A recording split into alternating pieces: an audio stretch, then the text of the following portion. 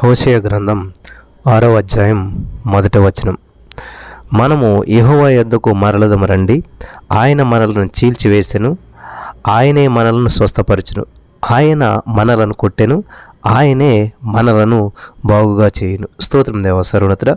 ఈరోజు ఈ యొక్క వాక్యం ధ్యానిస్తూ ఉండగా నాతో మాట్లాడి మమ్మల్ని అందరూ బలపరచమని, విత్తపరిచిన వాక్యం వ్యర్థం కాకుండా ప్రతి హృదయంలో నాటబడి నూరంతలు ఫలించినట్లు సహాయించమని యేసుక్రీస్తు నామములో ప్రార్థించి పొందుకున్నాం తండ్రి, ఆమేన్. 2వ వచనం. 2 దినములైన తరువాత ఆయన మనలను బ్రతికించును, మనము ఆయన సముఖమందు బ్రతుకున్నట్లు 3వ దినమున ఆయన మనలను స్థిరపరచును. యెహోవాను గూర్చినటువంటి జ్ఞానం సంపాదించుకుందమరండి. యెహోవాను గూర్చిన జ్ఞానం సంపాదించుకునేటకు ఆయనను అనుసరించుదము రండి. హల్లెలూయా. ఉదయము తప్పక వచ్చు రీతిని ఆయన ఉదయించును, వర్షం వలె ఆయన మన యొద్దకు వచ్చును. భూమిని తడుపునట్టి తొలకరి వర్షము కడవరి వర్షం వలె ఆయన మన యొద్దకు వచ్చును. హల్లెలూయా. పిల్లలు గమనించాలి, ఇక్కడ చాలా ప్రాముఖ్యమైనటువంటి విషయాలు హోషేయ గ్రంథం 6వ అధ్యాయం ద్వారా మనం నేర్చుకుంటూ ఉన్నాం. ఇక్కడ దేవుడు చెప్తున్నటువంటి మాటలు ఏంటంటే, యెహోవా యొద్దకు మరలదము రండి అంటూ ఉన్నాడు. రోమీయులకు రాసిన పత్రిక 3వ అధ్యాయం 26వ వచనంలో, క్రీస్తు యేసు రక్తమునందల విశ్వాసం ద్వారా నీతిమంతుడును, యేసునందు విశ్వాసం గలవారిని నీతిమంతునిగా తీర్చువాడునై యుండుటకు అలాగూ చేసెను. హల్లెలూయా. ప్రియులారా, ఆయన రాకడ దృష్ట్యా ఇజ్రాయేలీలంతా కూడా సమకూర్చబడతారు. ఆ రోజు ఇజ్రాయేలీలకు మరి జాతీయ పునరుత్థానమే. యేసుక్రీస్తు పునరుత్థానమందు మనకు విమోచన, నీతిదానం అనుగ్రహించబడినవి. తద్వారా దేవునితో సరైనటువంటి సంబంధం కలిగి ఉన్నాం మనమంతా కూడాను. రోమపత్రిక 11వ అధ్యాయంలో చూసినట్లయితే పౌలు గారు ఇజ్రాయేల్ జాతీయ భవిష్యత్తుని గురించి చర్చించాడు. ఇప్పుడైతే దేవుడు తన సంఘాన్ని నిర్మిస్తూ ఉన్నాడు, అందులోకి యూదులను అన్యులను కూడా మరి చేర్చుకుంటున్నాడు. ఇది సంఘ నిర్మాణ యుగం.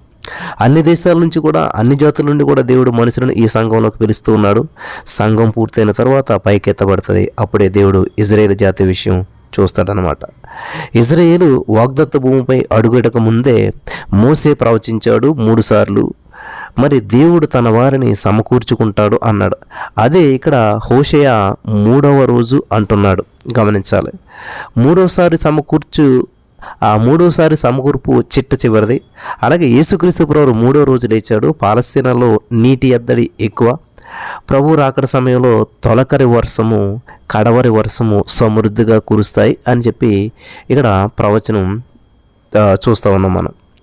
ఫిలిప్పీ 3:10 చూసినట్లయితే, ఏ విధము చేతనైనను మృతుల్లో నుండి నాకు పునరుత్థానము కలగవలనని ఆయన మరణ విషయంలో సమాన అనుభవం గలవాడనై ఆయన పునరుత్థాన బలమును ఎరుగు నిమిత్తమును అని ఇక్కడ పౌలు గారు చెప్తున్నాడు. ఇక్కడ దేవుని గురించినటువంటి జ్ఞానం లేనిదే అభివృద్ధి కలగదు. ఇక్కడ ఇజ్రాయేల్ ప్రజలు దేవుని తట్టు తిరిగితేనే కానీ తొలకరి కడవరి వర్షాలు రావు. సరే, హోషేయ 6:4 చూసినట్లయితే, ఎఫ్రాయిము నిన్ను నేనేమి చేతును, యూదా నిన్ను నేనేమి చేతును, తెల్లవారగానే కనబడు మేఘము ఎగిరిపోవునట్లును. గమనించాలి, ఆ మేఘము ఎలాగైతే ఎగిరిపోతుందో నీ భక్తి కూడా నిలవకపోవును అంటున్నాడు ఇక్కడ దేవుడు. మీరు గమనించాలి. కాబట్టి నేను చేసినటువంటి ఆ యొక్క తీర్పులు వెలుగు వలె, 5వ వచనం, ప్రకాశించినట్లు ప్రవక్తల చేత నేను వారిని కొట్టి బద్దలు చేసి ఉన్నాను, నా నోటి మాటల చేత వారిని వధించి ఉన్నాను. నేను బలిని కోరను గాని కనికరమునే కోరుచున్నాను. దహన బలుల కంటే దేవుని గురించినటువంటి జ్ఞానము నాకు ఇష్టమైనటువంటిది. ఆదాము నిబంధన మీరినట్లు వారు నా ఎడల విశ్వాసఘాతుకులై నా నిబంధనను మీరి ఉన్నారు. గిలాదు పాపాత్ముల పట్టణమాయను, అందులో నరహంతకుల అడుగుజాడలు కనబడుచున్నాయి. ప్రియులు గమనించాలి. 8వ వచనం, 9వ వచనంలోకి మనం వెళ్ళినట్లయితే, అక్కడ బందిపోటు దొంగలు పొంచియుండినట్లు యాజకులు పొంచియుండి షెకెము మార్గములో నరహత్య చేసేదారు. వారు ఘోరమైనటువంటి కాముకత్వం జరిగించేవారు అయి ఉన్నారు. ఇజ్రాయేల్ వారిలో ఘోరమైన సంగతి ఒకటి నాకు కనపడిన. ఎఫ్రాయిములు వ్యభిచార క్రియలు అభ్యాసం చేసేదారు. ఇజ్రాయేలు వారు తమ్మును అపవిత్రపరుచుకొనిదరు. చెరలోనికి వెళ్ళినటువంటి నా ప్రజలను నేను తిరిగి రప్పించినప్పుడు ఓ యోధా, అతడు నీకు కోతకాలము నిర్ణయించును. ఇజ్రాయేలు ఇప్పుడు చేస్తున్నటువంటి పాపాలకు ఇప్పుడే శిక్ష విధించబడుతుంది. పాపం అనేటువంటిది దేవునికి బొత్తిగా గిట్టదు. ఎఫ్రాయిముతో ఏమి చెయ్యాలా అని చెప్పి దేవుడు ఆలోచిస్తూ ఉన్నాడు. దేవునికి స్తోత్రము కలుగును గాక.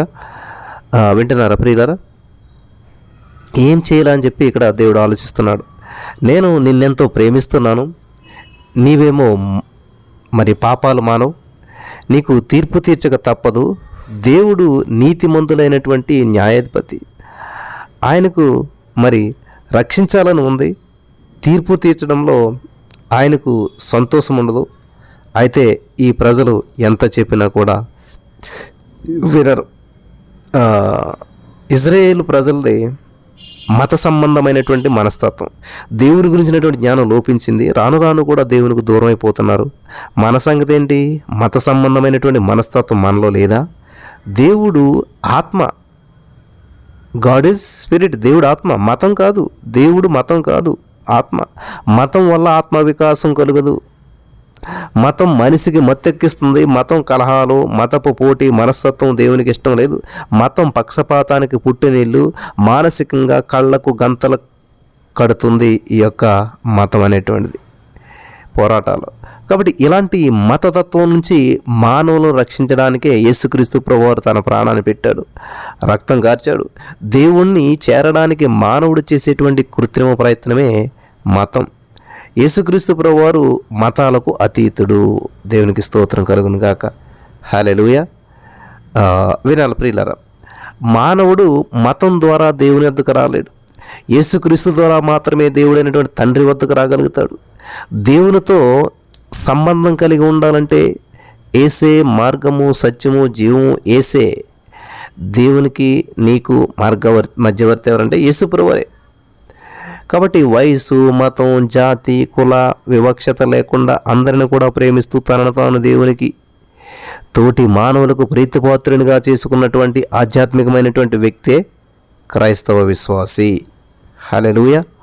ఇవన్నీ పాటింతే క్రైస్తవ విశ్వాసి. విని విడిచిపెడితే కాదు. కాబట్టి క్రీస్తును స్వీకరించినటువంటి వారు, క్రీస్తును స్వయంగా రక్షకునిగా అంగీకరించినటువంటి వారే దేవుని చేత అంగీకరించబడతారు. ఏసే ఈ లోకానికి వెలుగు. ఈ వెలుగు వాక్యము వెల్లడగుటతోడనే మనలో వెలుగు కలుగుతుంది. హల్లెలూయా. హోషేయ గ్రంథం 6వ అధ్యాయం 4వ వచనంలో, ఎఫ్రాయిము నిన్ను నేనేమి చేతును, యూదా నిన్ను నేనేమి చేతును, తెల్లవారగానే కనబడు మేఘము ఎగిరిపోవునట్లును.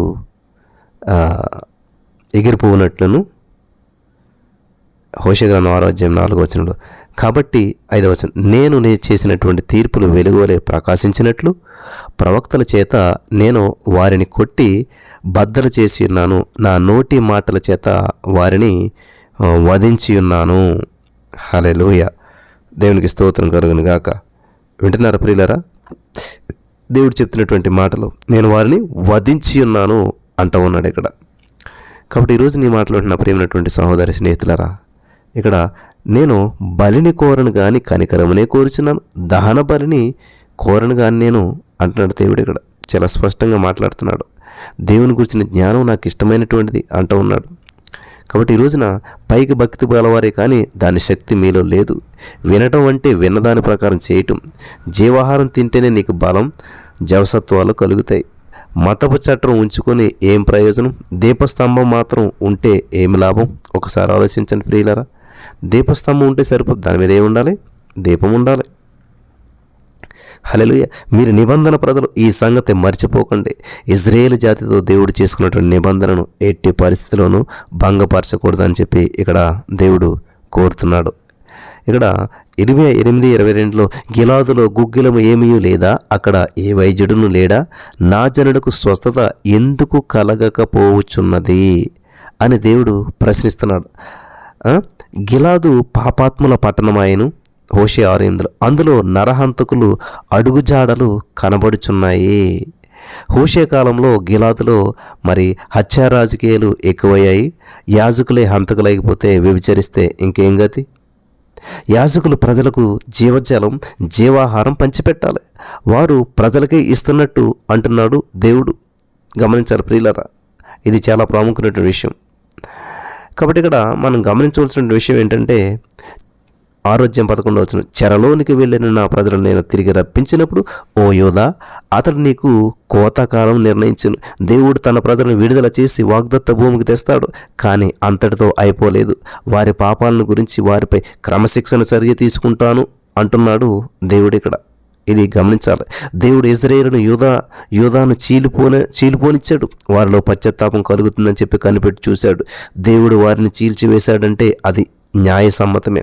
దేవుడు కనికరం కలిగినటువంటి వాడు తిరిగి ఏకం చేస్తాడనేటువంటి నమ్మకం వాళ్ళకి ఉన్నదనమాట.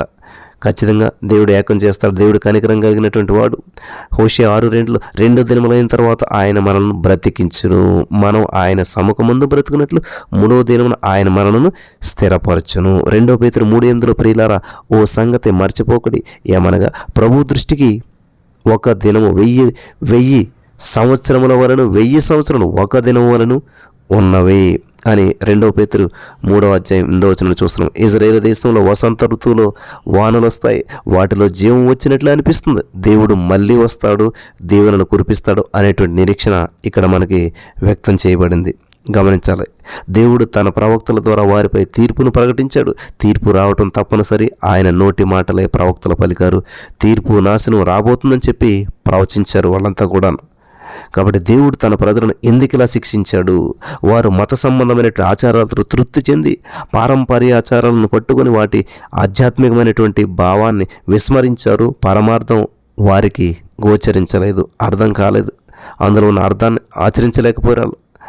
అందుకనే మత్తయి 9:13 నేను కనికరమని కోరుచున్నాను కానీ బలిని కోరను అను వాక్య భావం ఏమిటో మీరు వెళ్ళి నేర్చుకుని చెప్పి చెప్పాను. హోషేయ గ్రంథం 6:7 ఆదాము నిబంధన మీరినట్లు. ఇక్కడ గమనించాలి. ఇక్కడ ఆదాము గారు ఏం చేశాడంటే నిబంధన మరి ఆ మీరినట్లుగా అని చెప్పి దేవుడు స్పష్టంగా ఇక్కడ మాట్లాడుతున్నాడు. వారు నా ఎడల విశ్వాసఘాతుకులై నా నిబంధనను మీరిన్నారు. ఆదాము నిబంధన మీరినట్టు. ఆదాము అంటే మనిషి. గిలాదు అనేటువంటి స్థలం ఇజ్రాయేలుకు చెందింది. గిలాదు యోర్దాను నదికి తూర్పు దిక్కున ఉన్నది. ఇజ్రాయేలు నైతిక ఆధ్యాత్మికమైనటువంటి ప్రమాణాలు చాలా దిగజారిపోయాయి అని చెప్పి ఇక్కడ దేవుడు బాధపడుతున్నాడు. హల్లెలూయా. గమనించాలి, ఇది చాలా ప్రాముఖ్యమైన విషయం, దేవుడిని బాధ కలిగించే విషయం. పాపం చేస్తున్నటువంటి తన ప్రజలను దేవుడు ఇంకా ప్రేమిస్తూనే ఉన్నాడు. హోషేయ ప్రవక్త చేత తన ప్రేమకు ప్రత్యక్ష వ్యాఖ్యానం చెప్పించాడు. హోషేయ అనేటువంటి పేరుకు అర్థం రక్షణ. హల్లెలూయా. హోషేయ అంటే రక్షణ అనేటువంటి అర్థం వస్తుంది అన్నమాట. గమనించాలి ప్రియమైనటువంటి సహోదరి స్నేహితులారా, ఈ రోజున దేవుడు ప్రణాళిక మన పట్ల ఉన్న ఒక ప్రత్యేకమైన రీతిలో దేవుడు మనల్ని నడిపిస్తూ వస్తూ ఉన్నాడు. దేవుడు ఎంతైనా కూడా నమ్మదగినటువంటి వాడు. హోషేయ అనేటువంటి పేరుకు అర్థం రక్షణ. దేవుడు భర్త, తండ్రి, సింహం, కొదమ సింహం, ఎలుగుబంటి, మంచు, వర్షం, పురుగు.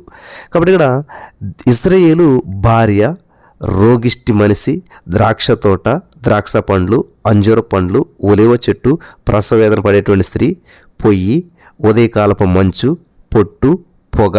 గమనించాలి, దేవుడికి సంఘానికి పొరుగు. ఇజ్రాయేల్ ప్రజలు పాప సమస్యని చాలా తేలిగ్గా చేసి మాట్లాడుకుంటున్నారు.